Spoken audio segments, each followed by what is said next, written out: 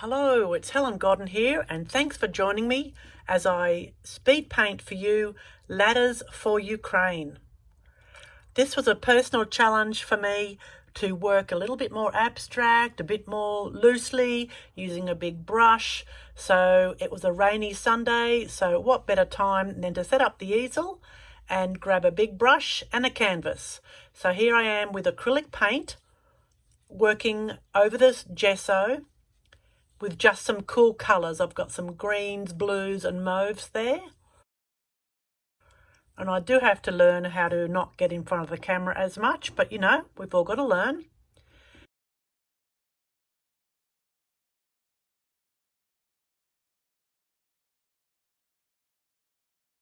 So I grabbed some phthalo green. It was fairly strong, so I muted that down with a bit of white. The white I'm using is just gesso rather than titanium. I started adding some circles and some marks over the top just to add some layering. Love making these circular shapes. They're more oval. Ovals are more forgiving. Paying a bit of attention there also to the sides. I recently watched a video of another artist and she took a lot of time to make sure that the sides of these deep canvases have also got the painting continuing around them, creating like little mini skinny versions of what's on the front. I've never been sure in the past whether to deal with the deep-sided edges, but on this one I certainly did, and I'm happy I did.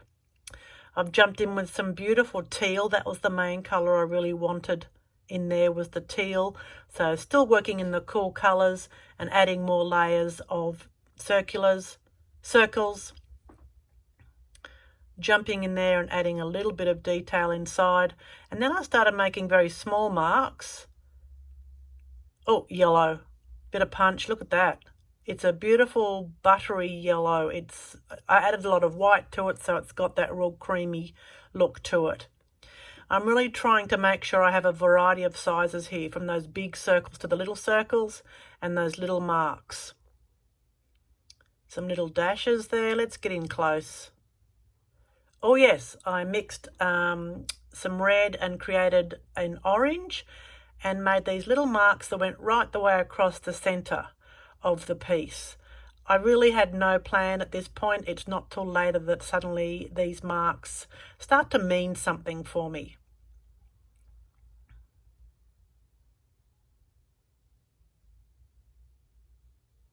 They're a gorgeous orange colour, which of course contrasts with the blue really well. I started to fill in a few more of those circular shapes and then continued that orange right the way across to the other side. Yeah, I have to learn to find a better way to do my filming so that I'm not constantly in the way. But I mean, of course you have to be if you want to get in front of that canvas. So anyway, let's see how we're going. Yeah, nice variety of marks. Try and make sure I get a bit of colour repeated across here and there. And then I made these arc shapes, which I later on regretted, but you'll see that. It's actually one of the few things I sort of changed in the painting. But yeah, I did put those there, and then yeah, later on, magic, they've gone.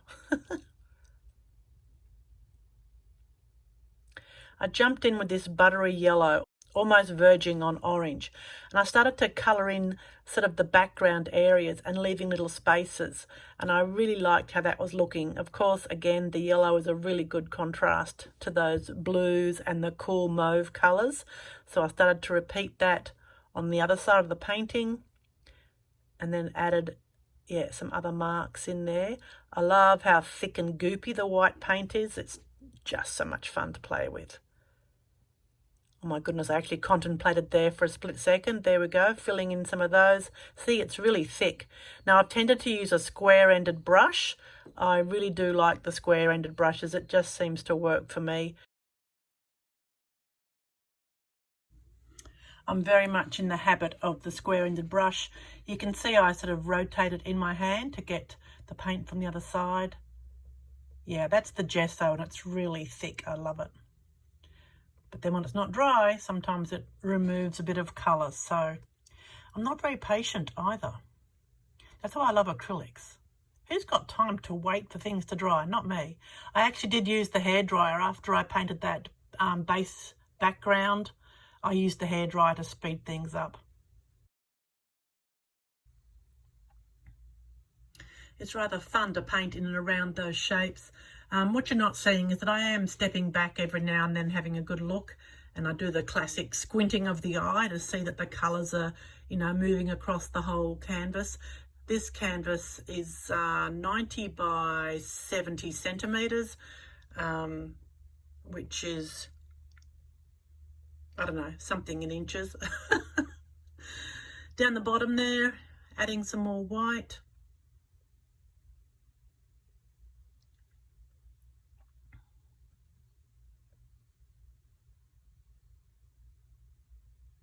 And at this stage, I still don't have any idea what the painting is really about. I'm just having fun with it, seeing where it goes. It's starting to talk to me and give me some ideas, but I really am not. I'm really trying very hard to be loose and not think about it, but pretty soon it tells me what it wants to do. I'm enjoying adding just these little flashes of dark orange. They're almost red, but not pure red. I didn't want them to jump out, because pretty well every other colour I've got a bit of white mixed in with it. This is where it started to talk to me. Those little marks there, the teal colour, I started to outline them. And I had a long brush, an angled chisel, pointy one. I really should find out the name of one of those. And it's quite loose, and you can see I'm using it at the end of the brush to keep my strokes not as controlled as I usually would have them. But suddenly this little ladder appeared, and I really quite liked this ladder, this idea of long and skinny and reaching right up. It seemed to work around those little boxy square shapes I'd made.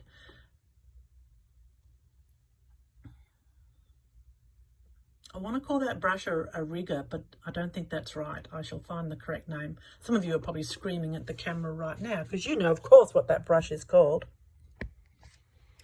So yeah, I quite like these little ladders, and so I went in again with some more.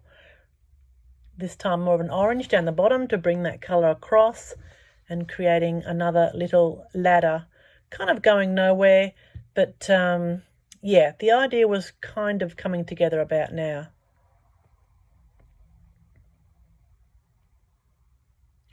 So working on some of these circular shapes, just varying those tones with the white. I mainly work with black in my other work, so I was trying very hard not to use anything remotely like black and to not let the colours get muddy. So I really tried to work in the cool colours first and hopefully let it dry, and then work with the warm colours. But of course you have to go backwards and forwards with them, but I really limited the palette as well, and made a lot more use of the white to give me those variations. Again, I'm holding that brush towards more of the end to give me that slight looser application. It's just so much fun adding paint on top of paint. Just making sure those colours spread across under and over various areas. Then I've come back in here with the white and just sort of made that a bit more solid, and then decided to use the end of my brush, and then pretty promptly went, that sucks, I don't like that. So I've painted over it. Yeah, it made a bit of a mess, and I had to come back later and tidy that up. But that's what I love about acrylic, is the immediacy. There's a big word, the immediacy of it. So this ladder idea, I had to commit. So here we go, grabbed the orange, made some bigger strokes to be the centre blocks there of the ladder, and decided it's got to go all the way up. And then this kind of went against everything I think about painting, like don't go and slap something right in the middle that goes top to bottom, virtually dividing the whole painting. Inside I was screaming, I don't think it's right. But then the other half of me was like, this is what it needs, this is what it wants. So we went with it. Isn't that yellow yummy on the mauve? So I made sure the ladder was bent and awkward. I didn't want it to be perfectly straight because that would look crazy.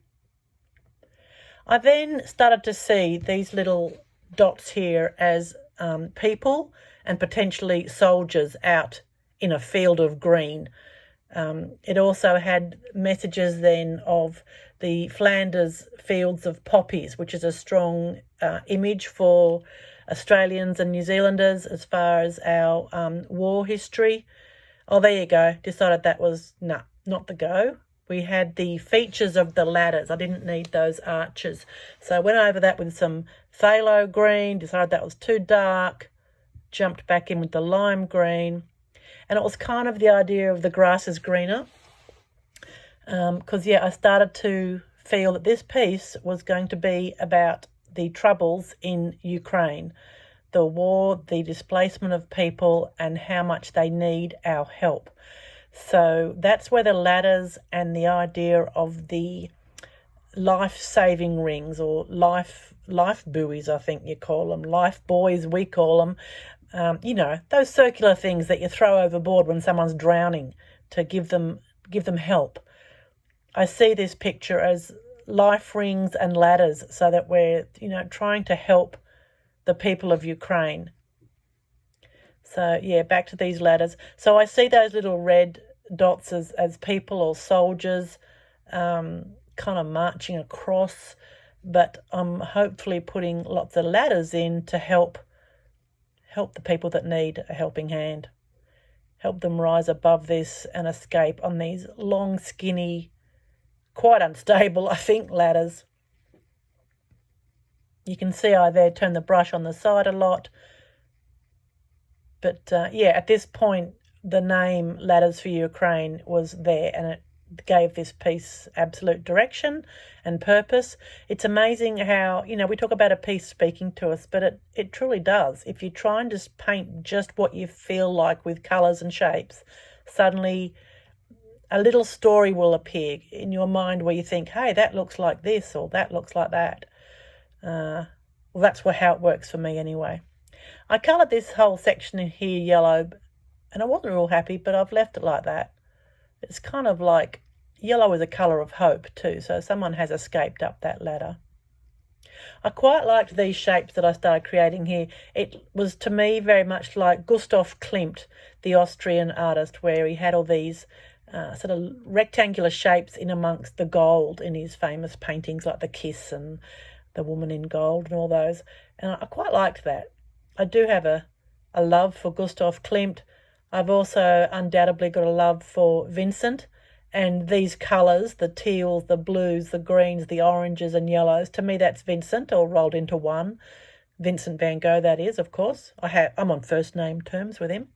So I quite liked my colour choices as well. Sort of a Vincent palette, if you like. And again, I'm paying quite a bit of attention to those sides of the painting, so that the deep side has got its own interest, and sort of the design continues, if you like. You're not left with a blank on the side.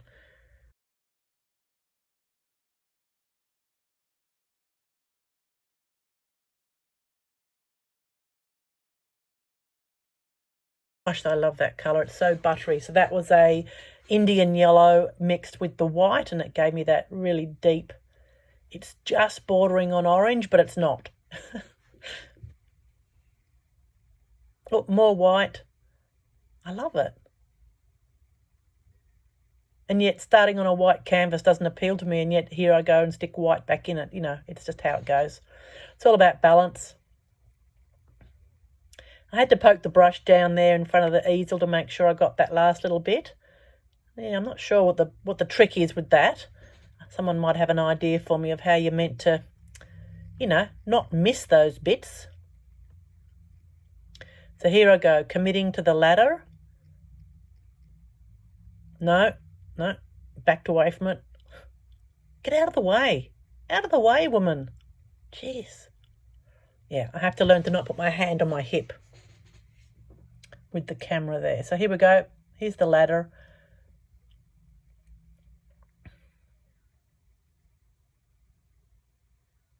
You can see I'm sort of avoiding the middle section because my brain is still going, should you really put something that divides the whole piece?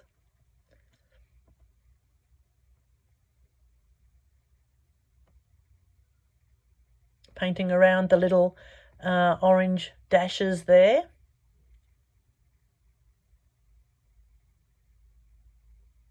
I mucked around a bit with trying to decide which of the background colour should be showing through the ladder, you know. So, and I do change my mind a few times with that. Oh, down on the floor, I don't know what's going on there. Oh, I think I dribbled a whole heap of paint. Oops.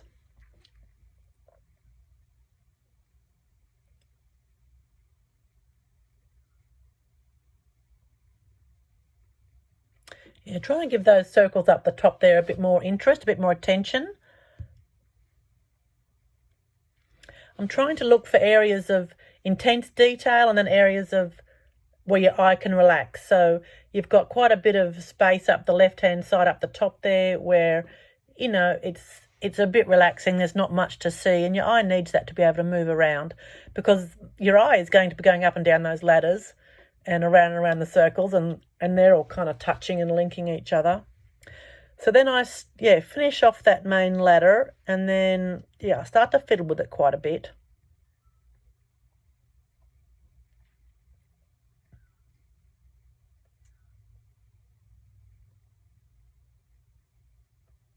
I do love that yellow. Man, that looks good on the mauve.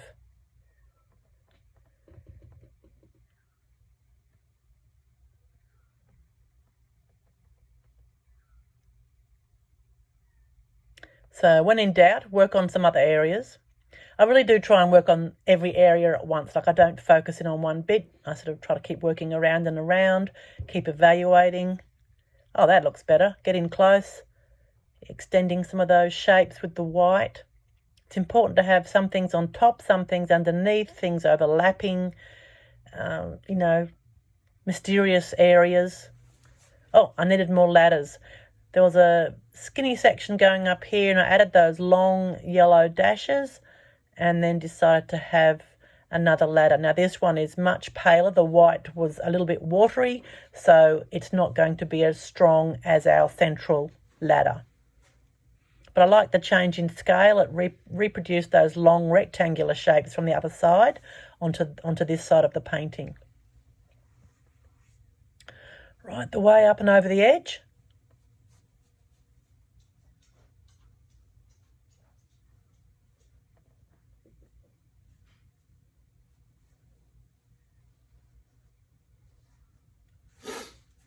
And you can see that the ladder kind of changes to blue as it goes down. Let's see if I change that or not.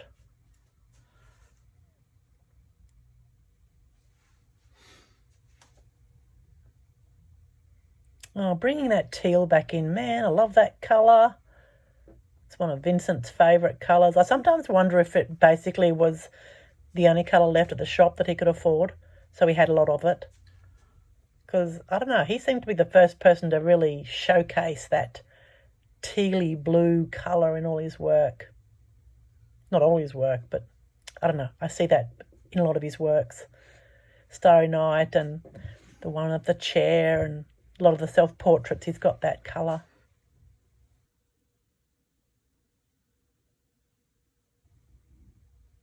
So we're getting down to pretty minor changes now. So this is where a lot of evaluation happens. So they say, now how does it go? That the 90% of the painting happens in the first 10% of the time.